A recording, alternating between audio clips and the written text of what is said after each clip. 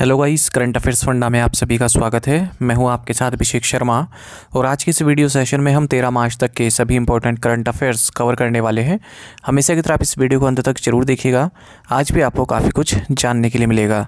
Session की शुरुआत करने से पहले आप सभी को बताना चाहूँगा, यदि आप हमारे daily current affairs PDF, weekly PDF, monthly PDF और हर महीने के banking and economic awareness PDF चाहते हैं तो करंट अफेयर्स फंडा का 1 ईयर मेंबरशिप प्लान आप ज्वाइन कर सकते हैं, जिसका लिंक आपको वीडियो के डिस्क्रिप्शन में या फिर फर्स्ट कमेंट में मिल जाएगा।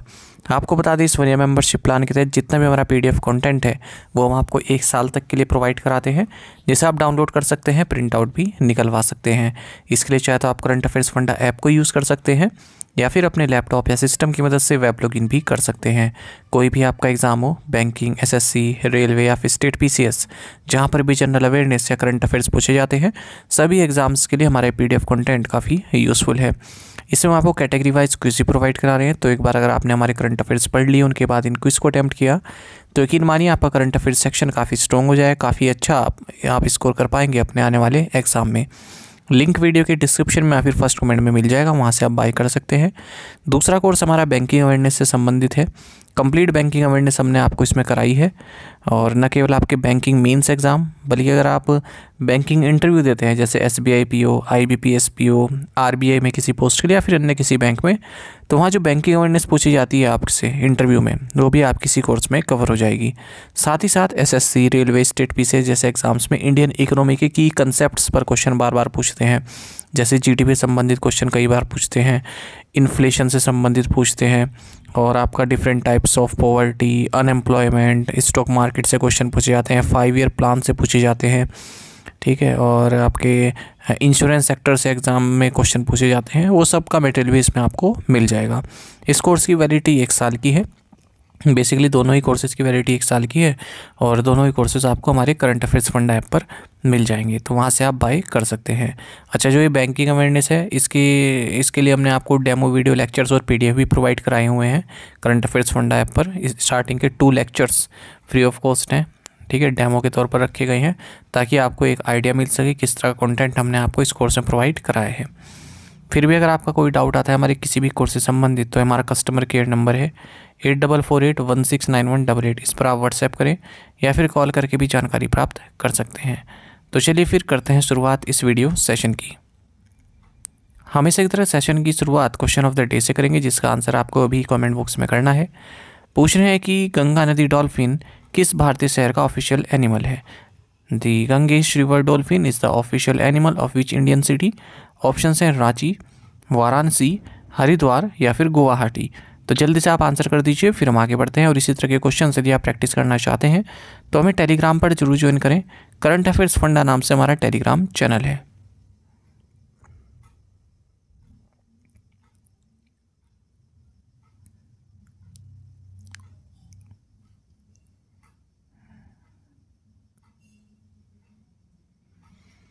माधव राष्ट्रीय उद्यान को हाल ही में बाघ अभ्यारण्य घोषित किया गया। यह किस राज्य में स्थित है? Madhav national park was recently declared as a tiger reserve. Which state is it located in? Right answer option D, Madhya Pradesh. Madhav national park, जो कि मध्य प्रदेश के चंबल रीजन में स्थित है, ये इंडिया का 58th टाइगर रिजर्व डिक्लेयर किया गया है, और मध्य प्रदेश का ये 9वां टाइगर रिजर्व होने वाला है। इस टाइगर रिजर्व में 5 टाइगर्स हैं। शिवपुरी डिस्ट्रिक्ट में आता है ये, और अपर विंध्याचल हिल्स का हिस्सा है। जो मुगल एम्परर्स रहे हैं, महाराजा रहे हैं ग्वालियर के, उनके लिए हंटिंग ग्राउंड रहा है। इसको नेशनल पार्क का दर्जा दिया गया 1959 में। आप सभी जानते हैं कि पूरे वर्ल्ड के 70% टाइगर भारत में स्थित है, और 3682 टाइगर्स रिकॉर्ड किए गए हमारे कंट्री में अब तक। मध्य प्रदेश को टाइगर स्टेट कहा जाता है, क्योंकि हाईएस्ट टाइगर पॉपुलेशन इसी राज्य में है। उसके बाद फिर कर्नाटक आता है, फिर उत्तराखंड आता है। Kanha tiger reserve, Bandhavgarh tiger reserve, Pench tiger reserve, Satpura tiger reserve, Panna tiger reserve, Sanjay Dubri tiger reserve, Ratapani tiger reserve, Veerangana Durgavati tiger reserve, ये सभी अदर टाइगर रिजर्व है जो मध्य प्रदेश में स्थित है। Who is the richest individual in Asia in 2025? 2025 में एशिया का सबसे अमीर व्यक्ति कौन है? ऑप्शंस आपके सामने हैं। सही आंसर ऑप्शन सी है, मुकेश अंबानी। तो टॉप 10 लिस्ट आप देख सकते हैं। चाइना के सबसे ज़्यादा हैं इसमें, 5 नाम हैं भारत के, आपको 2 नाम देखने के लिए मिलेंगे टॉप 10 में। जापान से 1, हांगकांग से 2। तो एशिया की जो बिलियनियर रैंकिंग है 2025 की वो आउट हो चुकी है। भारत के मुकेश अंबानी जो कि चेयरमैन है रिलायंस इंडस्ट्रीज़ के, ये सबसे रिचेस्ट पर्सन है एशिया की। दूसरे नंबर पर जोंग सैनशन आते हैं।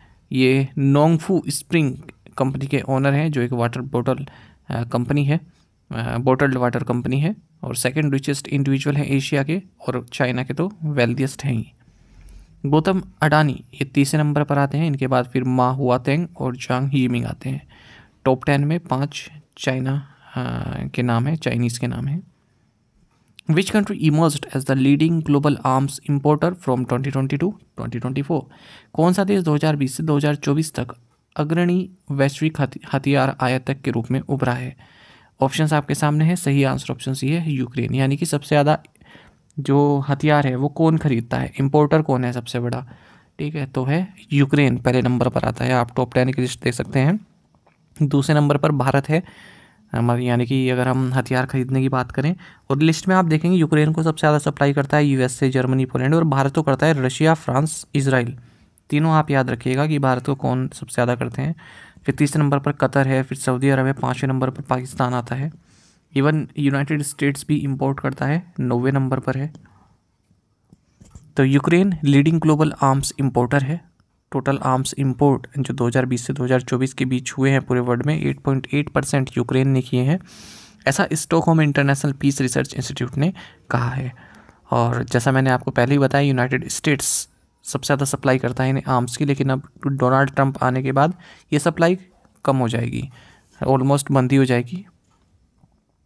2020 से 2024 की बात करें तो इंडिया वर्ल्ड का सेकंड लार्जेस्ट आर्म्स इंपोर्टर है, 8.3% शेयर है ग्लोबल इंपोर्ट्स में। और रशिया लार्जेस्ट एक्सपोर्टर है, भारत को जो देता है 36% भारत इंपोर्ट करता है रशिया से। उसके बाद फ्रांस, फिर इसराइल। इंडिया के बाद फिर तीसरे नंबर पर कतर आता है, फिर सऊदी अरब, फिर Pakistan. Justice Joymalya Bagchi of the Calcutta High Court has been elevated as the Supreme Court judge. When will he become the Chief Justice of India? Calcutta उच्च न्यायालय के न्यायमूर्ति जोए मालिया बागची को सर्वोच्च न्यायालय का न्यायाधीश नियुक्त किया गया है। वे भारत के मुख्य न्यायाधीश कब बनेंगे? सही आंसर ऑप्शन भी है 2031। तो सेंट्रल गवर्नमेंट ने प्रेसिडेंट का ऑर्डर नोटिफाई किया है, जिसमें उन्होंने जस्टिस जोए मालिया बागची को, जो कि कोलकाता हाई कोर्ट से हैं, इन्हें सुप्रीम कोर्ट का जज बनाया गया है। जज बनाया गया, चीफ जस्टिस नहीं, जज। तो जस्टिस बागची आपको बता दें कि भारत के चीफ जस्टिस बनेंगे 2031 में, और इनका टेन्योर 6 ईयर्स से भी ज़्यादा का रहेगा as a chief justice of India. ठीक है, सीनियोरिटी नॉर्म्स के हिसाब से पता चल जाता है कि कौन हमारे चीफ जस्टिस बनने वाला है। तो मई 2031 में बनेंगे। ठीक है,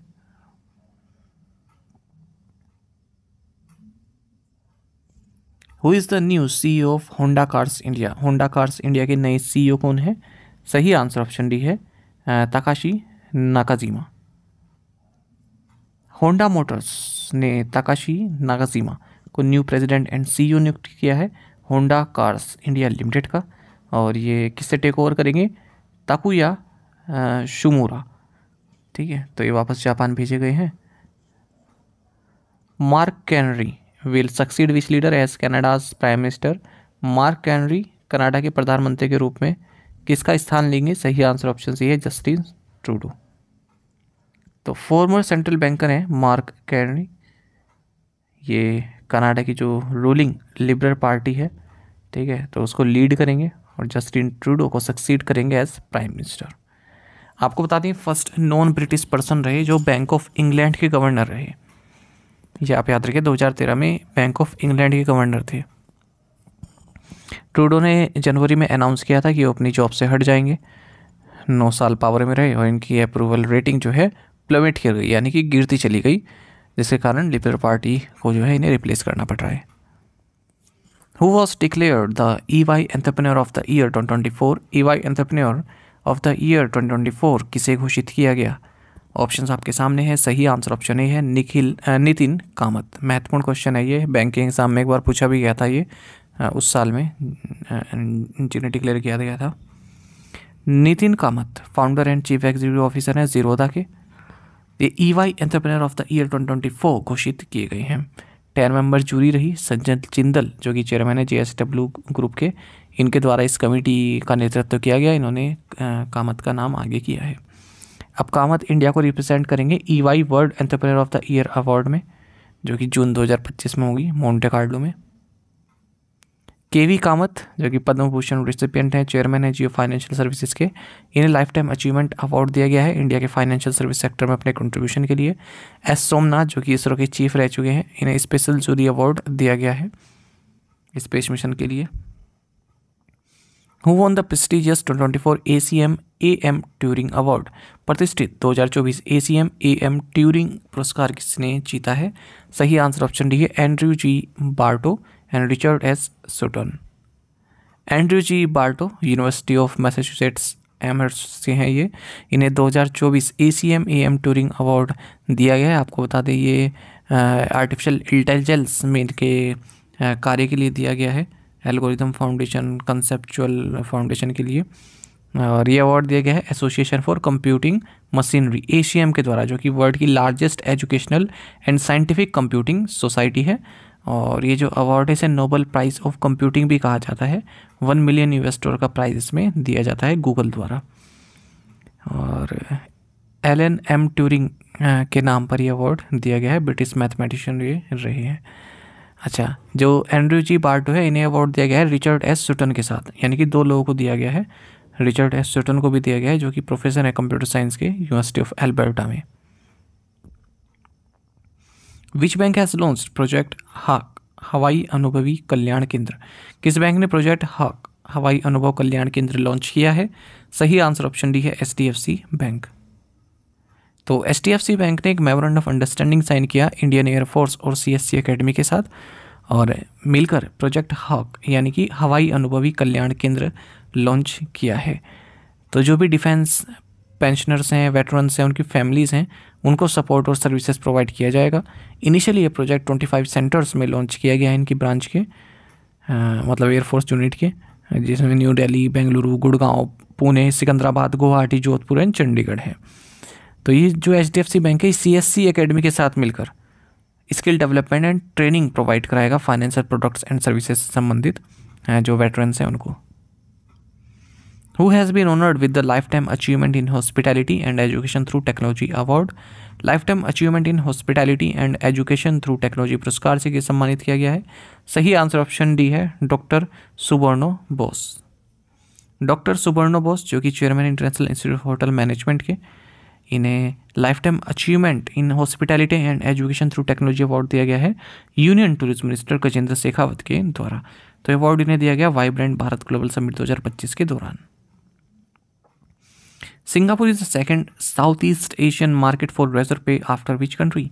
सिंगापुर किस देश के बाद रेजर पे के लिए दूसरा दक्षिण पूर्व एशियाई मार्केट है? सही आंसर ऑप्शन सी है मलेशिया।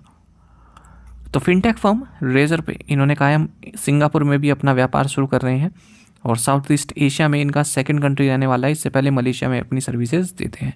तो रेजर पे का जो सर्विसेज है वो सिंगापुर में अवेल कर पाएंगे, जैसे payment gateway, cross border transaction solution, real time financial analytics, ये सभी। और जो इसकी इंटरनेशनल पेमेंट गेटवे है रेजर पे का, कर्लेक जिसे बोलते हैं, इसको भी सिंगापुर में ये लोग लॉन्च करेंगे। What is the name of the initiative launched by the Punjab government to empower women and children facing violence? हिंसा का सामना कर रही महिलाओं और बच्चों को सशक्त बनाने के लिए पंजाब सरकार द्वारा शुरू की गई पहल का नाम क्या है? सही आंसर ऑप्शन बी है प्रोजेक्ट हिफाजत। महिलाओं और चिल्ड्रन को एम्पावर करने के लिए जो वायलेंस फेस कर रहे हैं, पंजाब गवर्नमेंट ने प्रोजेक्ट हिफाजत लॉन्च किया है। तो इस तरह का मैकेनिज्म क्रिएट करना, रिस्पॉन्स मैकेनिज्म क्रिएट करना, ताकि सेफ इन्वायरमेंट लगे बच्चों को और जो वीमेन है, चाहे वो डोमेस्टिक वायलेंस हो या फिर हरेसमेंट हो। 181 हेल्पलाइन भी अवेलेबल की गई है। The project aims to eliminate the fear that prevents women from reporting domestic violence, work place harassment और any other form of abuse. Which team did the Indian women's kabaddi team defeat to win their 5th Asian Women's kabaddi championship title? भारतीय महिला kabaddi team ने किस team को हराकर अपना 5वां एशियाई महिला कबड्डी चैंपियनशिप खिताब जीता? सही आंसर ऑप्शन ए है ईरान। तो इंडियन विमेंस कबड्डी टीम ने ईरान को हराकर अपना 5वां Asian women's kabaddi championship title जीता है। तो इस 6th Asian women's kabaddi championship 2024-5 रहा, तेहरान में ये हुआ है। तो 6 एडिशन अब तक हुए हैं, 5 भारत ने जीते हैं, 1 साउथ कोरिया ने जीता था 2016 में। Which branch of the Indian arm forces conducted the biennial exercise known as TROPEX? भारतीय सशस्त्र बलों की किस शाखा ने ट्रोपेक्स नामक द्विवार्षिक अभ्यास आयोजित किया? सही आंसर ऑप्शन बी है इंडियन नेवी। तो इंडियन नेवी की जो बाइनियल 2 साल में एक बार होने वाली थिएटर लेवल ऑपरेशनल एक्सरसाइज यानी कि ट्रोपेक्स है, ये जनवरी में शुरू हुई थी और अब मार्च में ये कंप्लीट हुई है। इसमें एम्फीबियस एक्सरसाइज एम्फेक्स भी लॉन्च की गई। Indian Ocean including Arabian Sea, Bay of Bengal में इसको लॉन्च किया गया था। Which company's newly built facility in Kosamba, Surat Gujarat houses India's first AI-powered solar manufacturing line? Surat Gujarat के कोसांबा में किस कंपनी की नवनिर्मित सुविधा में भारत की पहली AI संचालित सौर विनिर्माण लाइन स्थित है? सही आंसर ऑप्शन ए है गोल्डी सोलर। तो प्रहलाद जोशी जो कि union minister of new and renewable energy है, इन्होंने इंडिया की first AI-powered solar manufacturing line launch की है। गोल्डी सोलर की जो न्यूली बिल्ड फैसिलिटी है कोसांबा कोसांबा सूरत गुजरात में। तो AI मतलब AI को यूज़ किया गया है यहाँ पर सोलर इक्विपमेंट्स बनाने के लिए। AI part facility has impressive 14 gigawatt plant production capacity.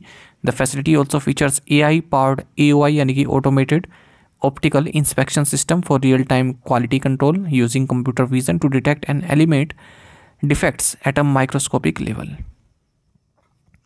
Where was the 24th edition of the World Sustainable Development Summit held? विश्व सतत विकास शिखर सम्मेलन का 24वां संस्करण कहाँ आयोजित किया गया? सही आंसर ऑप्शन डी है new Delhi.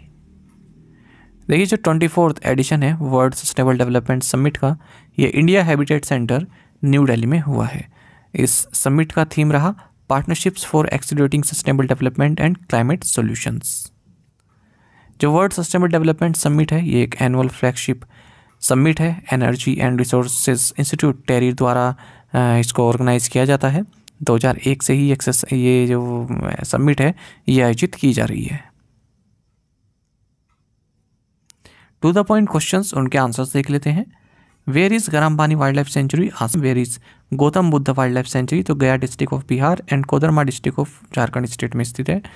Who has been sworn in as Austria's Chancellor Christian Stocker? When is the World Engineering Day for Sustainable Development celebrated? 4th of March. Which Gurgaon-based fintech startup has launched an automated loan dispersal service through WhatsApp? Answer इस रुपी 112। आप में से कई students ने बिल्कुल सही answer किया है, इसी तरह से पार्टिसिपेट करते रहिए। चलिए आज के असाइनमेंट क्वेश्चंस देख लेते हैं, इनका आंसर आपको अभी करना है कमेंट बॉक्स में। Who was India's first woman lawyer? Zotham Napet is the Prime Minister of which country?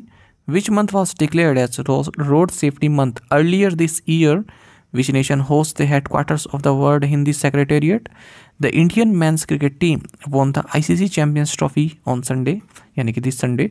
This marks which time they have won, यानी कि कौन सी बार इन्होंने ये चैंपियंस ट्रॉफी जीती है?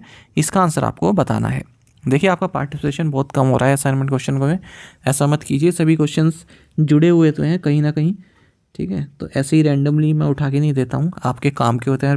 पहले भी हमने कई बैंकिंग एग्जाम्स में देखा है कि जब आपको असाइनमेंट क्वेश्चंस कराते हैं वहाँ से एक क्वेश्चन कई बार भेज जाते हैं, ठीक है। तो इनको आप लाइटली मत लीजिए, जितना इंपॉर्टेंट हमारे डेली क्वेश्चन रहते हैं उतने इंपॉर्टेंट ये असाइनमेंट क्वेश्चन भी रहते हैं। टेलीग्राम पर हमें ज्वाइन कर लीजिएगा, करंट अफेयर्स फंडा नाम से हमारा टेलीग्राम चैनल है। Thank you guys.